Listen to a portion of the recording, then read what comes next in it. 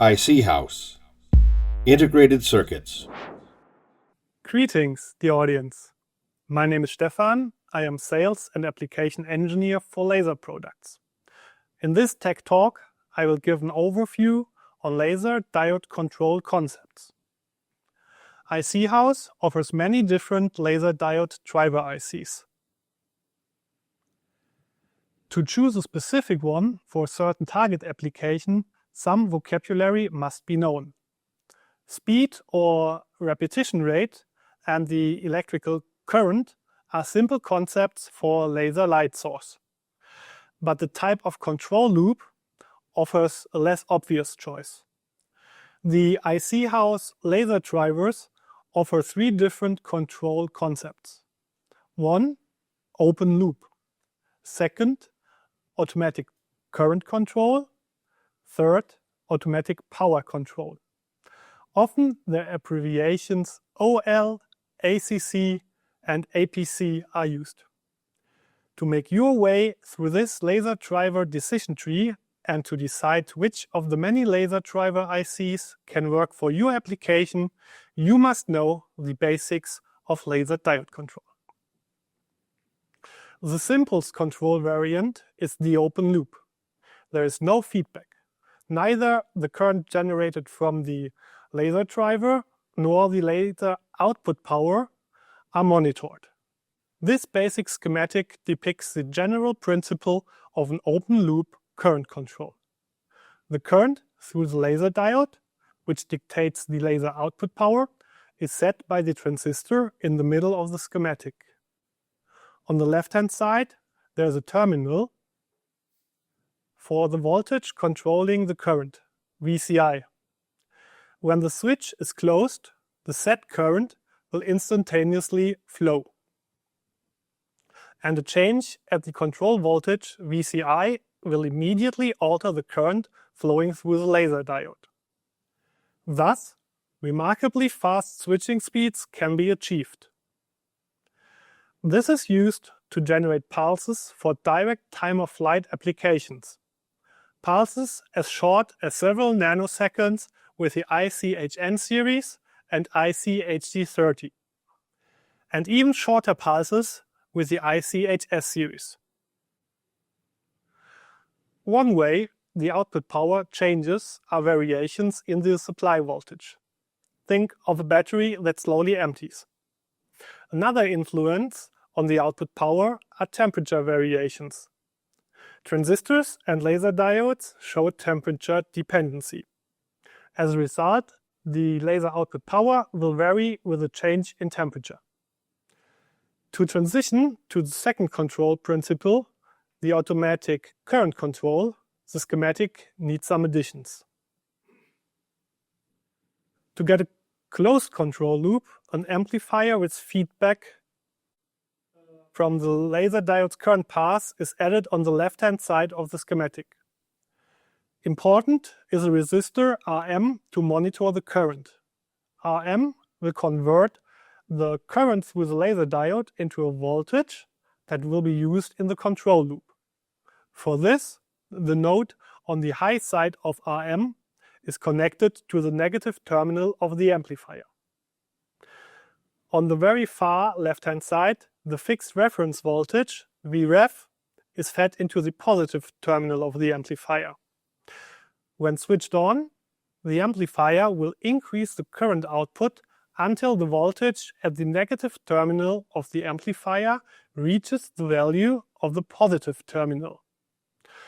So, to set up a working point, the needed Rm value can be calculated from the wanted current, I, and the fixed reference voltage by using Ohm's law. Rm equals Vref divided by the laser current. Increasing the current will stop when the voltage drop across Rm is equal to Vref. To prevent unwanted oscillations, the capacitance Ci must be added.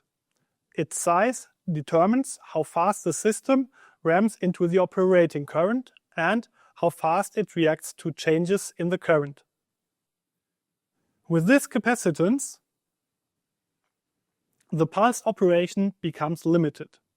Switching speed and duty cycle cannot be chosen freely, as a control loop needs some time to react. Though the limited switching speed and the limited duty cycle from this type of circuit can in practice be circumvented by a smart implementation. For example, in our iC and Z series laser driver. One additional, very useful characteristic of this type of closed control loop is, with automatic current control, a thermal runaway is not possible. On the other hand, a change in ambient temperature will lead to variation of the laser output power. The automatic current control is quite flexible when smart implementation is realized. It greatly extends the stability of laser output power without sacrificing too much speed. The automatic power control is the ideal control concept for continuous wave applications. For this, the example circuit needs some updates. The amplifier with its fixed reference voltage stays the same. Close to the laser diode, a monitor diode must be added. In practice, the monitor diodes are often already integrated into the housing of the laser diode itself. Here, the resistor Rm senses the current through the monitor diode. The voltage drop across Rm is compared to the reference voltage. Dimensioning of Rm, of course, follows Ohm's law. Rm equals Vref divided by the monitor current. Here, in automatic power control, the capacitance Ci is also needed to prevent oscillations of the power output. Because of the averaging effect of Ci, pulsed operation is possible with certain restrictions only.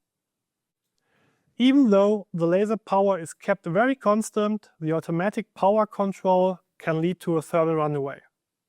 Good thermal management of the laser diode, at least with a heatsink, prevents such a thermal runaway.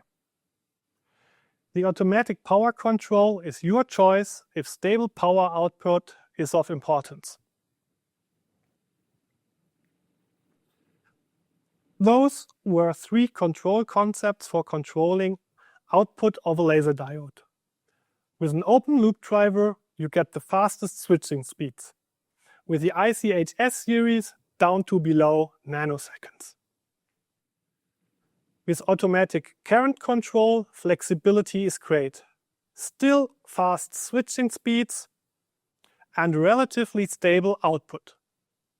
Especially as the iC-HT and the iC-NZ series provide not only ACC but offer APC in addition. With the APC, automatic power control, you get the most stable output power. That's it for a basic explanation of laser diode control concepts. I hope it helps you to select the right laser driver from the iC-Haus portfolio. Goodbye. iC-Haus. Integrated circuits.